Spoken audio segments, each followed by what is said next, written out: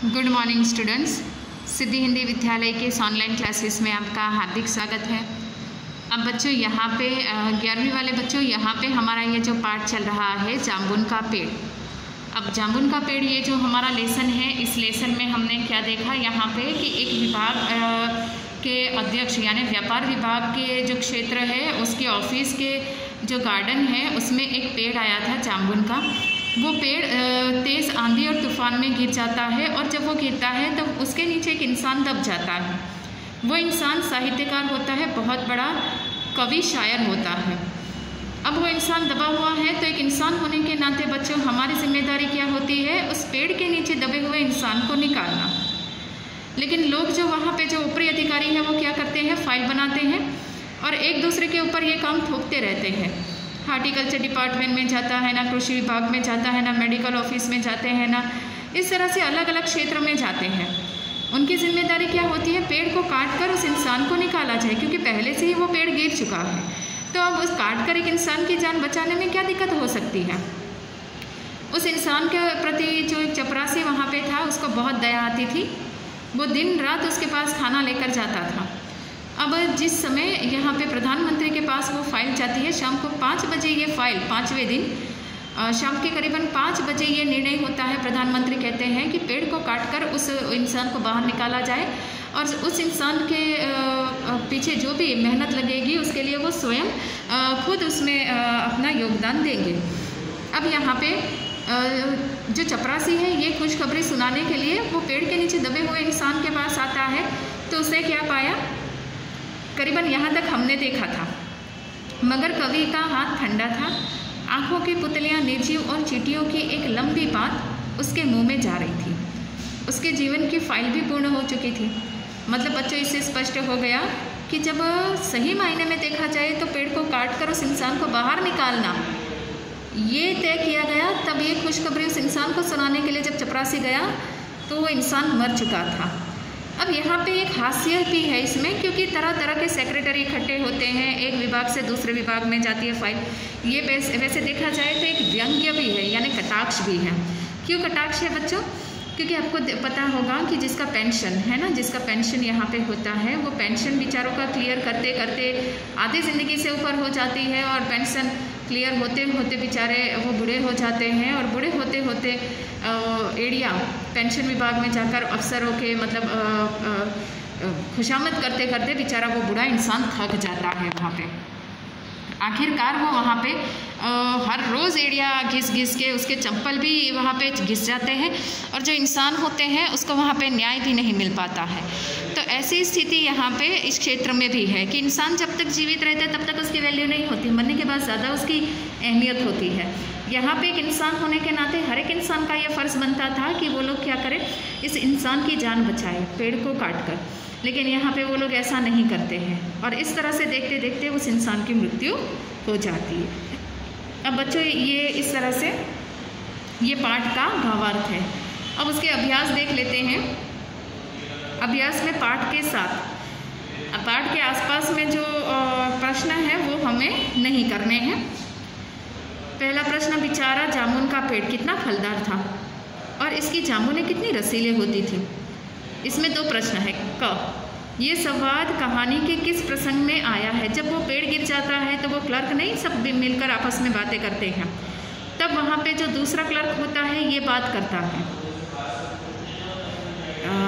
फिर दूसरा, इससे लोगों की किस मानसिकता का पता चलता है। तो इससे लोगों की इस मानसिकता का बच्चों पता चलता है कि एक इंसान की जान बचाना ये अहमियत नहीं रखता, लेकिन जो पेड़ कट गया है वो महत्वपूर्ण है। वो पेड़ जो है जो फल देता था उसके फल कितने रसीले, वो बातें ज़रूरी नहीं होती है। अभी इंसान की जान बचानी ये बातें महत्वपूर्ण है, तो उसके ऊपर ध्यान देना चाहिए था। दूसरा प्रश्न, दबा हुआ आदमी एक कवि है, यह बात कैसे पता चली और इस जानकारी की फाइल की यात्रा पर क्या असर पड़ा। जब यहाँ पे चपरासी जो है वो पेड़ के नीचे दबे हुए आदमी को खाना खिलाने जाता है तब वो आदमी शायरी करता है। तब वो जो माली होता है, चपरासी जो होता है, वो पूछता है क्या तुम शायर हो, तब वो जवाब देता है हाँ।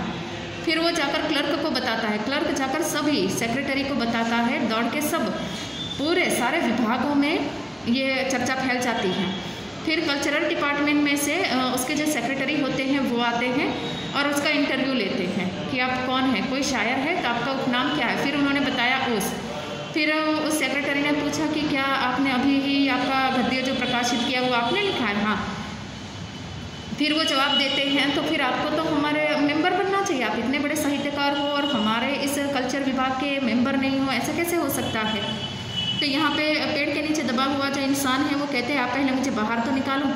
फिर उन्होंने कहा हाँ वो हम निकाल लेंगे। दूसरे दिन वही इंसान आता है और उसके हाथ में चुनाव पत्र होता है और वो चुनाव पत्र लेकर आता है और कहता है कि आप इसके ऊपर दस्तखत कर दीजिए ताकि आप हमारे इस कल्चरल विभाग के क्या बन जाए, अध्यक्ष और मेंबर बन जाए। तो पेड़ के नीचे दबा हुआ इंसान कहते हैं पहले मुझे बाहर तो निकालो। तो वो सेक्रेटरी जो होता है कल्चर विभाग का, उसने जवाब दिया कि जो मेरे हस्तक में था वो मैंने किया, ये मेरे हस्तक में नहीं है। अगर आप मर जाते हो तो आपके अगर बच्चे हैं, आपके परिवार है, आपकी पत्नी है, तो उसको जो भी देना होगा, जो भी उसका मुआवजा होगा हम उसको देंगे।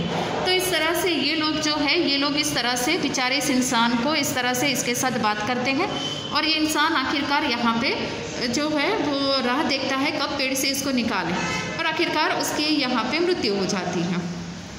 तीसरा प्रश्न, कृषि विभाग वालों ने मामले को हार्टिकल्चर विभाग को सौंपने के पीछे क्या तर्क दिया।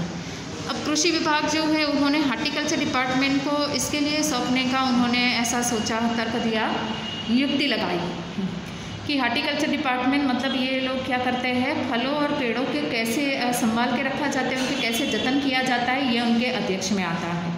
और इतना ही नहीं, ये जो पेड़ है वो फलदार था, जो फल देता था, बहुत सारे रसीले फल आते हैं। इसके लिए हार्टिकल्चर डिपार्टमेंट को ये मामला सौंपा जाना चाहिए ताकि वो सही मायने में उसका उचित उपाय निकाले। जबकि हार्टिकल्चर डिपार्टमेंट में से तो ये जवाब आता है कि नहीं, इस पेड़ को नहीं काटना चाहिए, क्योंकि हमने हाल ही में बहुत सारे ऐसे स्कीम के तहत बहुत सारे पौधे लगाए और हम खुद पेड़ को काटने का आदेश देंगे, ये हमारे अंडर में नहीं आता है, हमारे हाथ में नहीं है। चौथा प्रश्न, इस पाठ में सरकार ने किन किन विभागों के चर्चा की गई है और पाठ से उनके कार्य के बारे में क्या अंदाज़ा मिलता है।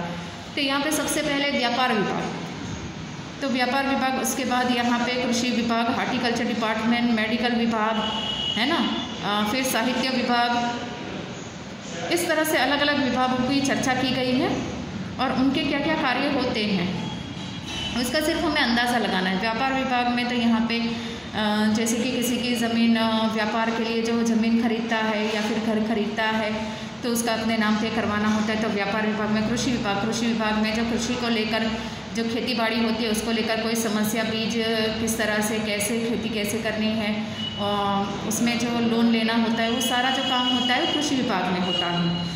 साहित्य विभाग जो होता है, साहित्य विभाग में छापना, साहित्य ये जो होता है ना, ये किताबें जो होती है, कोई लेख लिखा हुआ होता है उसका मेंबर बनना, अध्यक्ष बनना, उसमें सब देखना, जो किताबों का ज्ञान होता है, तरह तरह के साहित्यकार, तरह तरह के बड़े बड़े दिग्गज उसमें हिस्सा लेते हैं। फिर उसके बाद यहाँ पे होता है हार्टिकल्चर डिपार्टमेंट। हार्टिकल्चर डिपार्टमेंट में क्या होता है, वो लोग फल और जो पेड़ होते हैं वो क्या होता है, उसका जतन कैसे किया जाता है, इस तरह से उसका जतन करना, पेड़ पौधे लगाना, उसकी रखवाली करना, ये सारा काम जो होता है हार्टिकल्चर डिपार्टमेंट का होता है। ठीक है, तो बच्चों यहाँ पे 1 से 4 तक के ये जो प्रश्न हैं, ये प्रश्न हमारे हो गए हैं। पाठ के आसपास में जो प्रश्न दिए गए हैं वो हमें नहीं करने हैं। तो आज के इस वीडियो में हम यहाँ तक देखते हैं। नेक्स्ट वाले वीडियो में हम आगे वाले पार्ट की हम शुरुआत करेंगे। तब तक के लिए यहाँ पे रुकते, थैंक यू।